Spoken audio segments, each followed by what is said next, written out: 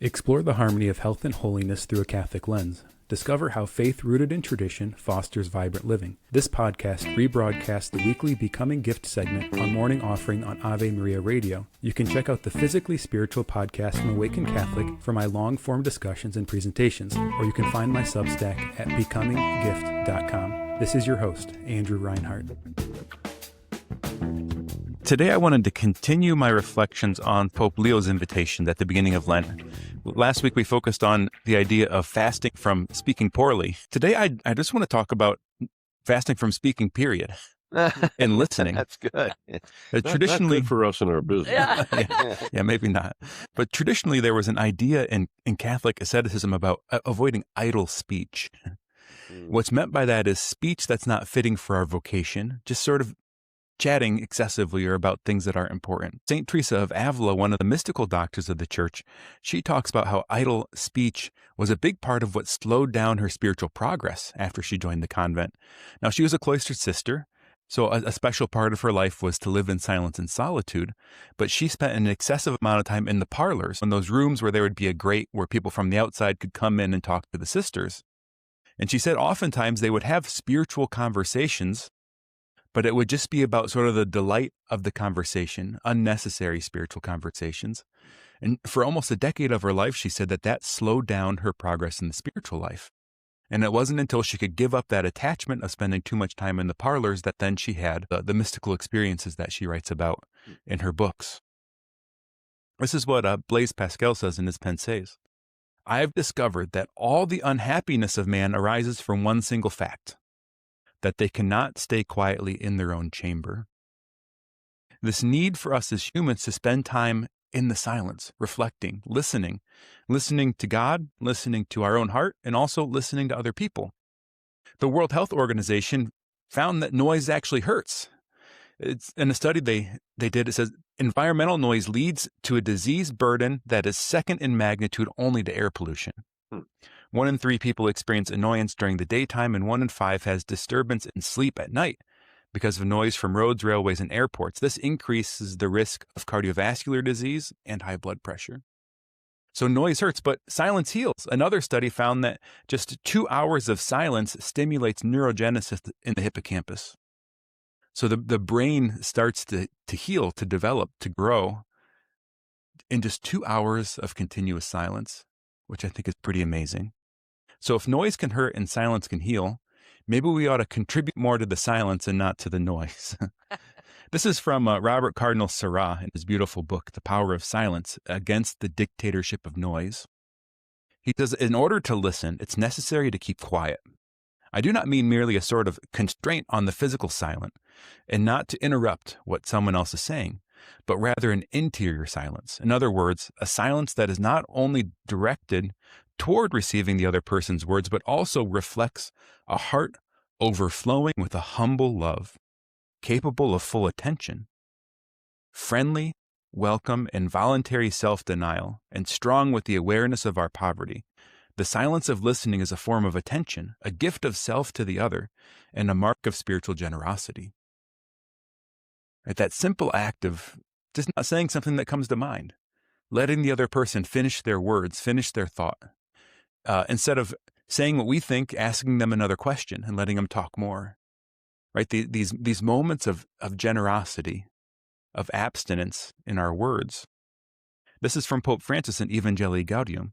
The gospel tells us to constantly to run the risk of a face-to-face encounter with others, with their physical presence, which challenges us, with their pain and their pleas, with their joy, which infects us in our close and continuous interaction. True faith in the incarnate Son of God is inseparable from self-giving, from membership in the community, from service, from reconciliation with others. The Son of God, by becoming flesh, summoned us to the revolution of tenderness. So in these interactions, in our conversations with others, are we willing to have that kind of vulnerability? Sometimes I know I talk because I want to control the conversation. Part of me is thinking, I hope they don't bring that up, or I hope they don't remember that thing, or I hope they don't ask me that question. And so I'll speak in a way to sort of manage things, to help myself feel comfortable, to make sure I'm not challenged, to make sure I'm not called out on something. So when I read these quotes, me personally, it encourages me to be willing to enter into that uncomfortable space with other people, to let them say things maybe that I don't agree with, or maybe that I wish they hadn't, to be able to be present to them and listen to them as they're sharing something difficult from their own life. Yeah. But more than anything else, silence enables us to hear God, which is so important. This is what the Catechism says in 27:17. It says, "In the silence of the Spirit of adoption enables us to share in the prayer of Jesus."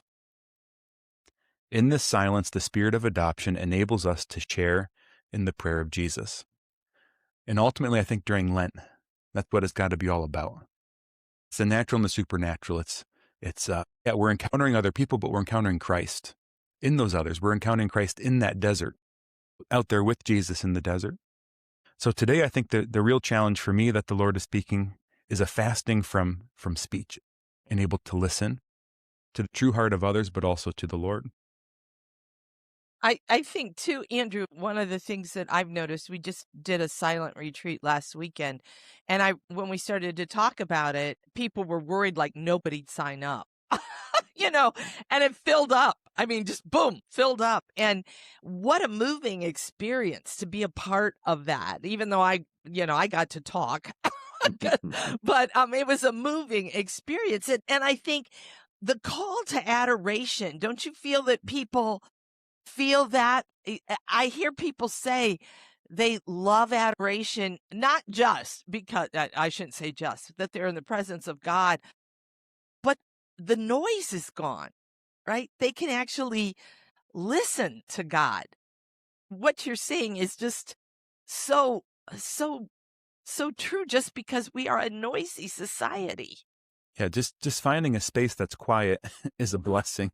And I think the Adoration Chapel fits the bill. But even more than that, there's a blessed solitude in the chapel too, because you're entering into Jesus' solitude in that space. Yeah, I reflect more and more on how actually public spaces are becoming more quiet. Yeah. Not because people are experiencing silence, but because people have headphones on. Yeah. Like in the last couple of years, I've noticed a lot of people in the grocery store have headphones in. Mm-hmm. They're walking around, and sure, the grocery store has music and advertisements and things rolling in the background, but right. More and more, we're not just in a noisy space, we're in an isolated, noisy space. Oh, that's a great insight, because that's one of the things I notice when I take walks at the park. I like to listen to nature around me, like birds, and if I hear rustling in the weeds or whatever.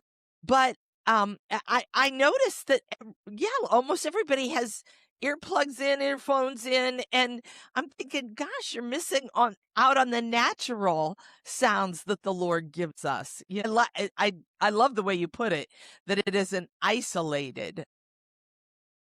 It has pulled us in instead of moved us out. That's right. And I think solitude it's a vulnerable quiet. Mm-hmm. It's an open-hearted quietness. It's a quietness that's not lonely. It's a quietness that's connected.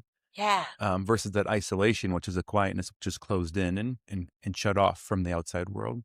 You bring up a great point. Boy, we could talk forever about, I think that the fear of loneliness that is part of quietness, of silence. I wonder if there's a connection there, right? That people, that fear of recognizing I'm alone, but with that, not just being alone, I'm lonely, and noise takes that away. That's right. Some people even talk about feeling lonely when they're in a crowd. Yeah. Yeah. And I think that's what it comes to. And a remedy to that can be true listening. Yeah. Right? Become fully engaged in the people you're with. And that solitude, that loneliness can just dissipate. Thank you for listening to Becoming Gift. You can catch the show live every Wednesday at 8 a.m. Eastern on Ave Maria Radio. You can also find my long-form podcasts, discussions, and presentations on the Physically Spiritual podcast. Subscribe to my Substack at becominggift.com to find more from me, and don't forget to like and subscribe.